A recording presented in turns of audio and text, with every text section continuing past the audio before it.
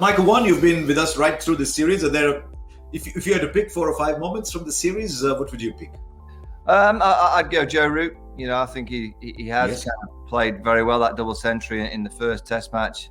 You go back to the 2 Test matches in Sri Lanka as well. He's been the standout batter, the one player that's looked to have a technique and a control against the spinning deliveries. He really has papered over some cracks, actually. Without his runs in Sri Lanka in that first Test match, England would have been on the back end of a real poor 6 Test matches. He's a quality guy, a quality human being. So he's one. I'll go Jimmy Anderson as well. Jimmy Anderson, I just think, you talk of fine wines getting better with age. Well, Jimmy Anderson is that Petrus from 1965. He's getting better series after series. When you honestly think 7 or 8 years ago, people were saying, he can't bowl away from England. Well, he's answered those questions.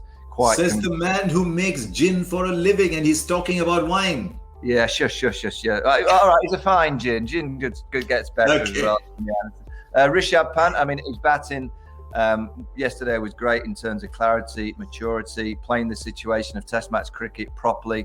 Fantastic. But I think his keeping, a lot of pressure was under, about his keeping. Can he catch the ball? The first Test match, he had a poor game.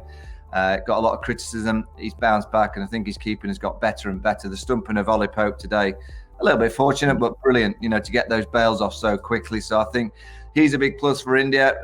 R. Ashwin, I think he's all-round brilliance, not just the way that he bowls. He's going to go down as a great of the game in terms of his bowling. He's 100, obviously, but it's his thinking. I just think he's got a real good cricket brain. And then I would say the last, and probably surprising, I don't think we've spoken about them enough, I think the on-field umpiring has been to a great standard. I really do. When you think the ball's spinning, spitting, fielders around the bat, it seems like there's been an appeal every other over, if not every over, for the course of the last 3 Test matches. And they've got some really good decisions right. So I think the on-field umpires deserve a little bit of praise.